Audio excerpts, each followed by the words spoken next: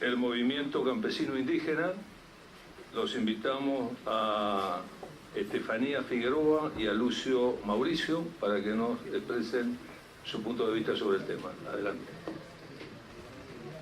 Sí, gracias, presidente. Si me permite, le corrijo la presentación. Juan Burba, me acompañan Lucio y Andrea. Soy de la Unión de Trabajadores Rurales Sin Tierra de Mendoza, parte del Movimiento Nacional Campesino Indígena. También represento a la Vía Campesina a nivel internacional. Bueno, para hablar de la semilla tenemos que hablar un poco de historia. El presidente del INASE nos dio una mano con eso. Cuando la humanidad se hizo sedentaria, después de haber sido durante miles de años nómades, hace unos 10.000 años comenzó a hacer agricultura. Allí nació la semilla, hace 10.000 años. La selección, la domesticación y el mejoramiento de este bien, que es un bien social, es una creación humana. El primer expositor también hizo referencia en una foto muy clara de cómo el maíz es una creación de la humanidad a través de estos miles de años de domesticación y mejoramiento, de una especie que se supone que es la precursora y que hoy existe así en la naturaleza, se llegó al maíz, que naturalmente no existe. Eso pasa con la gran mayoría de las especies que hoy nos alimentan. Hace muy pocos años, algunas décadas, la Revolución Verde comenzó con una privatización de este bien social, y de eso tenemos que hablar si estamos hablando de semillas. Lamentablemente no coincidimos con los amigos de APRESID, que es un vehículo de tecnología. La semilla es mucho más que eso. Y tenemos que hablar de alimentación si hablamos de semillas, es fundamental.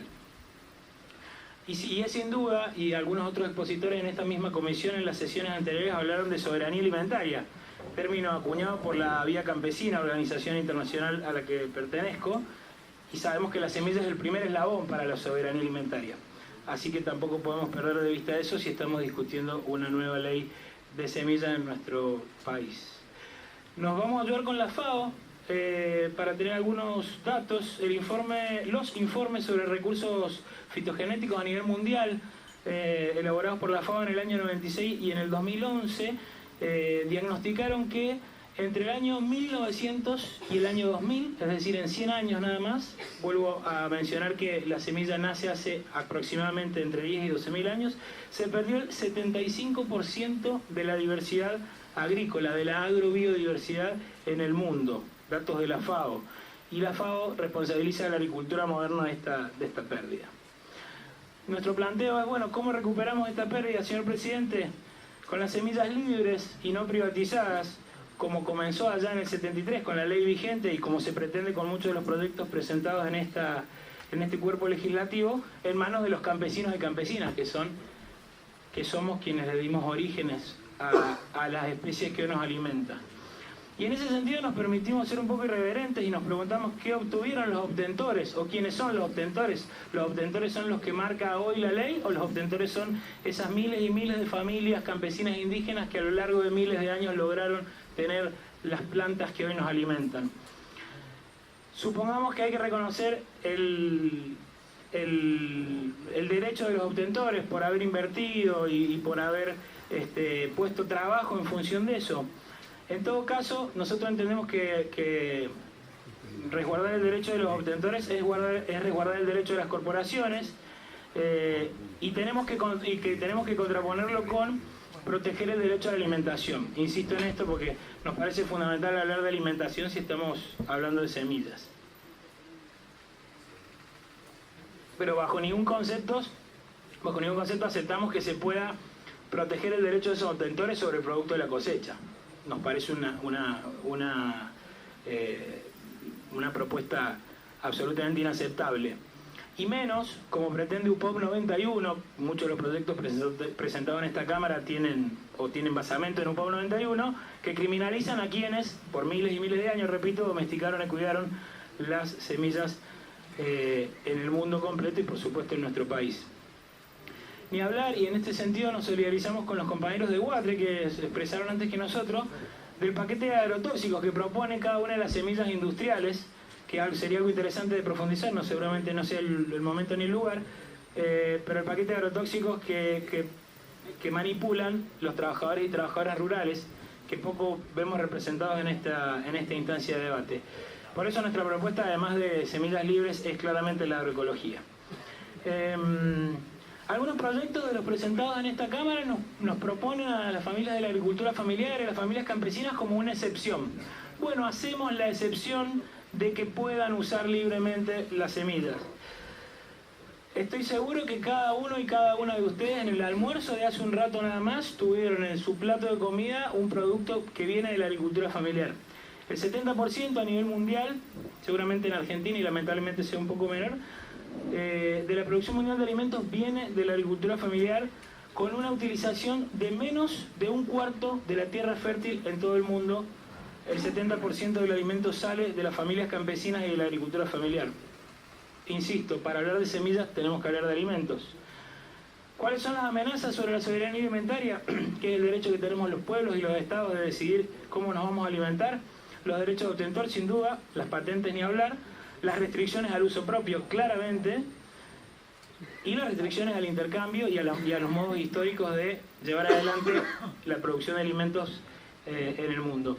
Para consideración de los diputados y diputadas que seguramente tendrán que debatir esta ley en la Cámara en los próximos meses, semanas, algunas cuestiones que se mencionaron anteriormente, queríamos hacer hincapié en algunas de ellas. La Ley de Agricultura Familiar, la 27118 del año 2015, aprobada por este Congreso, plantea en su artículo 26 la creación del Centro de Producción de Semillas Nativas y Criollas. Artículo 26 que se daría de cabeza con algunas de las propuestas de ley planteadas aquí en este debate. En su inciso E, ese artículo propone desarrollar acciones tendientes a evitar la apropiación ilegítima y la falta de reconocimiento de la semilla nativa y criolla. Insisto, ley aprobada en este Congreso año 2015. Hace muy poquito se aprobó en el Consejo de Derechos Humanos de las Naciones Unidas la Declaración de Derechos Campesinos, que probablemente se discute y se apruebe en la plenaria de ese organismo internacional en los próximos meses, quizá a principio de año. El artículo 19 de esa declaración, en su inciso 5, y por supuesto invitamos a leerlo completo, pero queríamos rescatar el inciso 5, nos dice que los estados reconocerán los derechos de los campesinos a contar con sus propias semillas y a decidir las variedades de especies que deseen cultivar. Situación que no ocurre hoy con la ley vigente.